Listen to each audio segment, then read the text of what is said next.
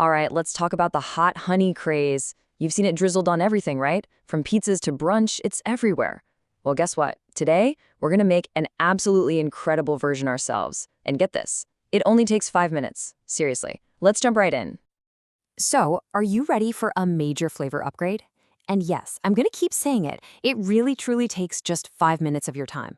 We're not talking about complicated steps or ingredients you can't find. This is pure, delicious, wow, I made that results super fast. You know, at its heart, hot honey is just this perfect marriage of sweet and heat. It's the secret weapon chefs have been using for years to make dishes pop, and now it's just exploded. I mean, think about it. You can totally transform a boring cheese board, take a cocktail to a whole new level, or drizzle it over vanilla ice cream for something mind-blowing. That's the magic right there. It's versatility. So, how do we make this stuff? It all boils down to a super simple 3-ingredient toolkit. These are the building blocks for mastering that perfect sweet and spicy vibe that, let's be honest, works on pretty much everything. Just look at how simple this is. You start with a cup of honey. Something neutral like clover or wildflower is great because it's a blank canvas. Then you've got your red pepper flakes for that classic fire. And here's the real pro move, a tablespoon of apple cider vinegar. It's technically optional, but trust me, that little bit of tang just cuts through all the richness and makes the flavors sing. It's a game changer.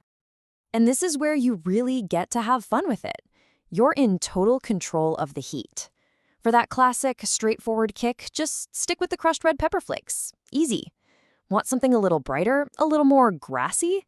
Slice up a couple of fresh jalapenos.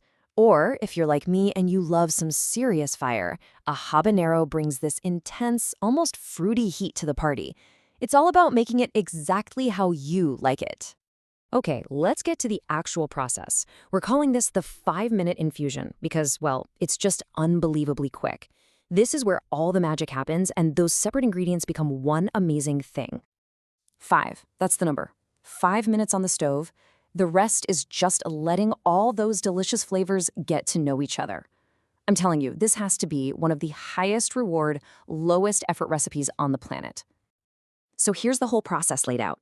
You're just gonna combine your honey and your peppers in a saucepan. Now warm it gently, and I really mean gently, just until you see these tiny little bubbles start to form around the edges. The second you see them, kill the heat. Take it off the stove, stir in that splash of vinegar, and then just walk away. Let it sit. That steeping time, maybe 10 or 15 minutes, is so important. That's when the heat from the peppers really infuses into the honey, and you get that perfectly balanced flavor. Okay, now for the golden rule. If you take away just one thing, let it be this. Do not boil the honey. Seriously, boiling it will scorch it and make it taste bitter, plus you'll destroy all the delicate, amazing stuff that makes honey so special in the first place. Remember, you're gently infusing, not aggressively cooking. And just like that, you've infused your honey. The hard part is totally done. Now it's just about the finishing touches and how to store this liquid gold so you've got it ready whenever a dish needs a little kick. All right, you've got a choice to make here. To strain or not to strain. If you run it through a little sieve, you're gonna get this beautiful, smooth, clear honey with a more mellow, infused heat. But if you leave the flakes in, you get that rustic look and an extra little kick when you get a flake in a bite. There is absolutely no wrong answer here. It's 100% your call. And as for storing it, it could not be easier. Just pour your finished hot honey into a clean glass jar with a good lid.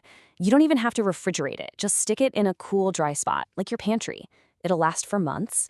Although, let's be real, once you start putting it on everything, I highly doubt it's gonna stick around that long.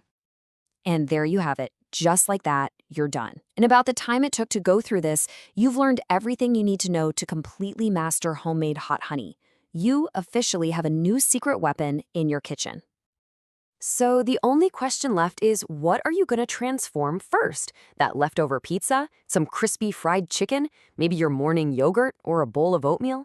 The possibilities are absolutely endless. And now they're all yours to explore. Go have fun with it.